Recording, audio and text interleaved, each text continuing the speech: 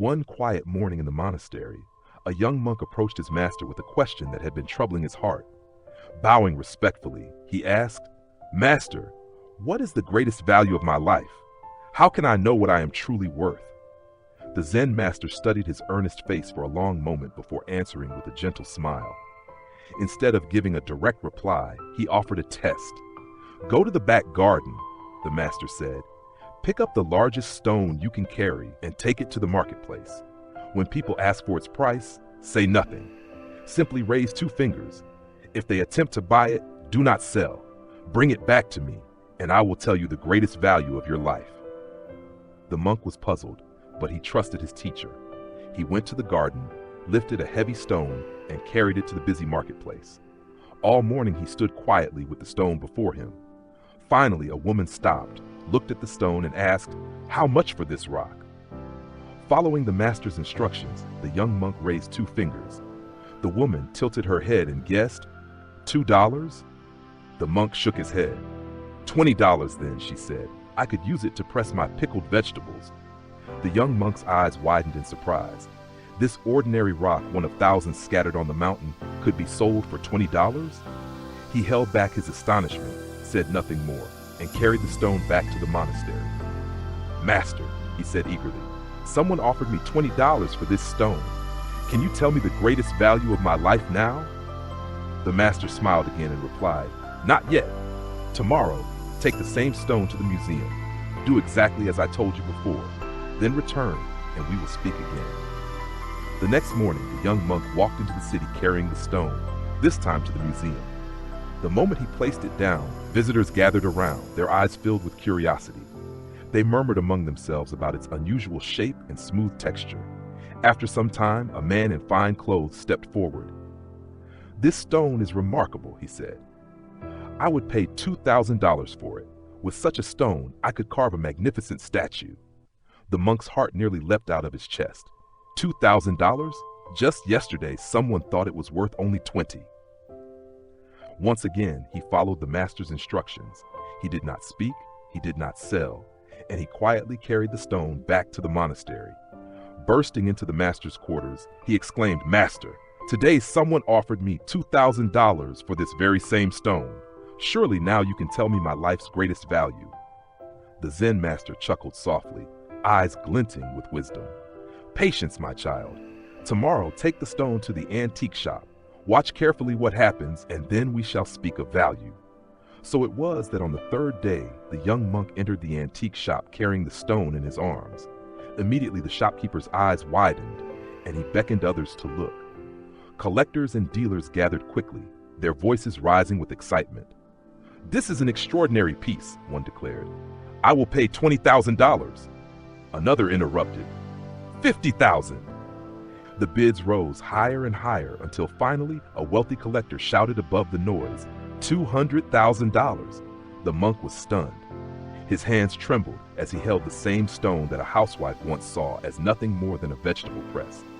The offers were real, the excitement genuine, but he remembered the master's words and did not sell. With his heart pounding, he hurried back to the monastery. "Master," he cried, "today at the antique shop, someone offered $200,000 for this stone. I cannot believe it. How can this be? The stone has not changed, yet its value keeps rising depending on where I take it. Please tell me the greatest value of my life now." The master looked at him with kind eyes, his expression calm and loving. "My child, do you not see? Your life is like this stone. At the marketplace, it was worth $20. At the museum, it was worth $2,000. At the antique shop, $200,000. The stone itself never changed. What changed was the place where it was shown and the people who recognized its worth. And so it is with you. If you surround yourself with those who do not see your value, you may feel as if you are worth little. But if you place yourself in the right environment, among those who understand and appreciate your true essence, your worth will shine immeasurably. Remember, your value does not decrease because others fail to see it. It is revealed by where you stand and whom you allow to see you. The young monk sat in silence, deeply moved by his master's words. The lesson pierced his heart. He thought back to the marketplace where his stone was treated as a common tool, worth no more than a few coins. He remembered the museum where it was admired as art and the antique shop where it became a treasure beyond measure. It was the same stone each time, yet its worth changed completely depending on its surroundings. The monk realized that people often live like the stone in the marketplace.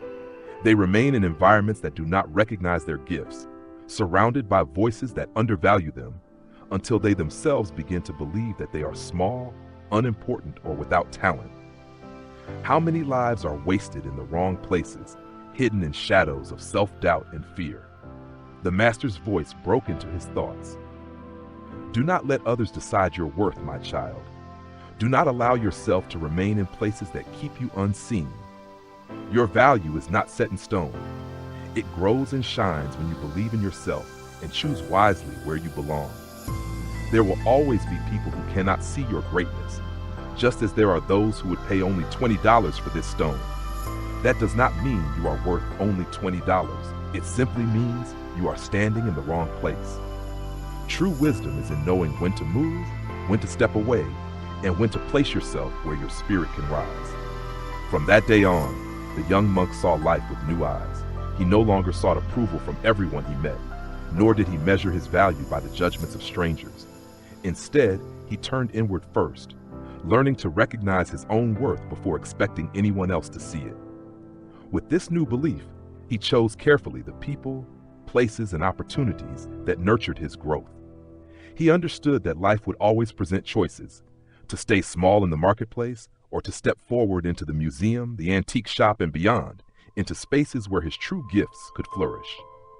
The stone, now resting quietly once more in the monastery garden, was no longer just a rock. It had become a sacred reminder, a symbol of an eternal truth. Whenever the monk passed by, he would pause and whisper to himself, "Do not settle where you are unseen. Do not remain where your gifts are ignored. Find the place where your spirit can rise and your worth will reveal itself." Years later, as he taught younger monks, he often shared this story.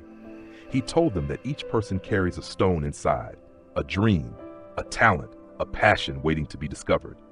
The world may not always recognize it immediately, but that does not diminish its existence. The responsibility is ours to believe in it, to nurture it, and to place it where it can shine. So, dear listener, ask yourself now, where are you standing in your life? Are you surrounded by people who uplift you, or by those who keep you small? Are you hiding your gifts because of fear, or are you daring to place yourself in the spaces where your true value can be seen? Remember, it is never too late to change your place.